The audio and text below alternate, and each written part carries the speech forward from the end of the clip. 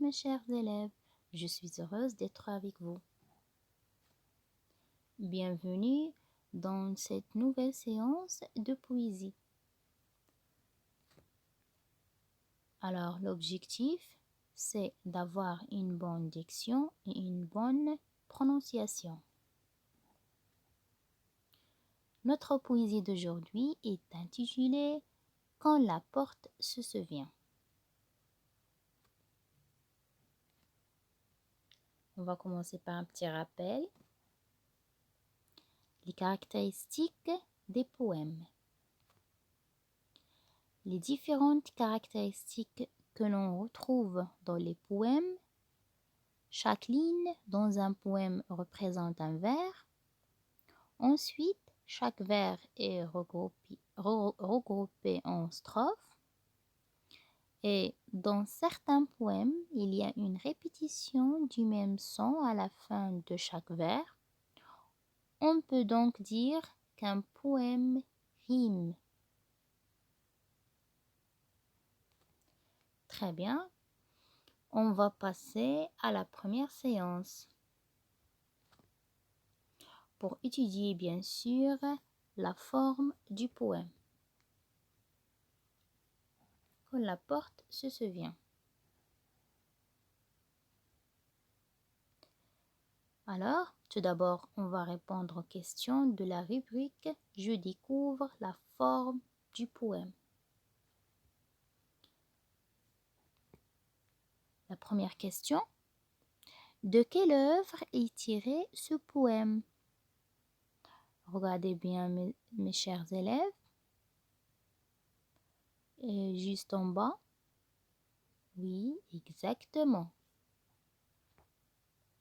Ce poème est tiré du recueil Un arbre seul. Qui est l'auteur?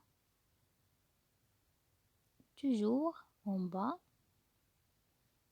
Oui. L'auteur est Hamid Tibouchi. La deuxième question. De combien de vers est constitué ce poème? Très bien. Comptez les vers. Vous avez trouvé combien? Il y en a 13. C'est bon. Combien y a-t-il de strophes?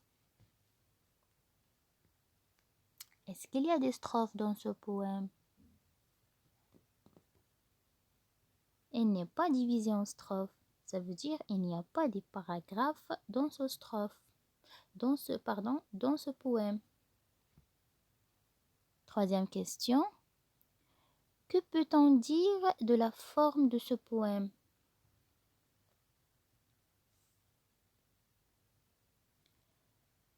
On ne trouve pas de vers qui riment entre eux, mais il y a plusieurs mots qui sont répétés. Certains vers sont plus longs que d'autres.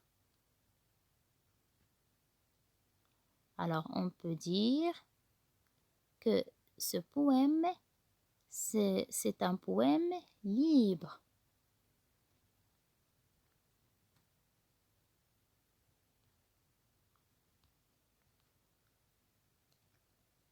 Maintenant, nous passons à l'étude du fond du poème. On va répondre aux questions. Je comprends le poème. Alors, suivez d'abord. Quand la porte se souvient. Quand la porte se souvient veut dire se rappelle quelque chose, bien sûr. Quand la table se souvient, quand la chaise, l'armoire, le buffet, la fenêtre se souviennent. Le buffet, c'est un meuble de rangement destiné à la vaisselle. Quand ils se souviennent intensément de leurs racines, de leur sève. Qu'est-ce que ça veut dire sève? La sève est le milieu liquide qui circule entre les différents organes des plantes. De leurs feuilles, de leurs branches, de tout ce qui les habitait, des nids et des chansons, des écureuils et des singes, de la neige et du vent. Un frisson traverse la maison qui redevient forêt. Qu'est-ce que ça veut dire, frisson? C'est un tremblement irrégulier dû à la fièvre accompagné d'une sensation de froid. C'est bon? On commence maintenant les questions. Quel lien y a-t-il entre la porte, la table et la chaise? Justifie ta réponse. C'est bon? La porte, la table, la chaise, l'armoire, le buffet et la fenêtre sont tous faits du bois. Deuxième question. Relève les mots qui se rapportent aux différentes parties de l'arbre. Cherchez dans le poème. Très bien. Il y a les racines, les feuilles, les branches et la sève. Bravo. Troisième question. Qui étaient les habitants de l'arbre? Vous cherchez toujours dans le poème. Bravo. Les habitants de l'arbre étaient les écureuils et les singes. Pour la quatrième question, je vous laisse chercher, bien sûr, un nouveau titre à ce poème. Et maintenant,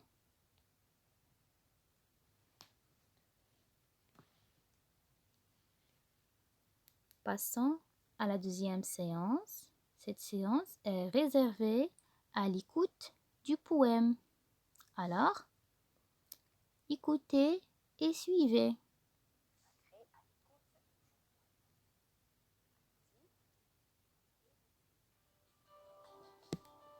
Unité 10. Livre de l'élève, page 117. Poésie. Quand la porte se souvient. Quand la porte se souvient, quand la table se souvient, quand la chaise, l'armoire, le buffet, la fenêtre se souviennent, quand ils se souviennent intensément de leurs racines, de leurs sève, de leurs feuilles, de leurs branches, de tout ce qui les habitait, des nids et des chansons, des écureuils et des singes, de la neige et du vent, un frisson traverse la maison qui redevient forêt. Très bien. Et comme devoir, je vous demande bien sûr de recopier cette poésie dans vos cahiers et apprendre bien le poème. Et pour une bonne diction, il faut lire le poème à haute voix avec une bonne prononciation et d'une manière lente et expressive. À bientôt!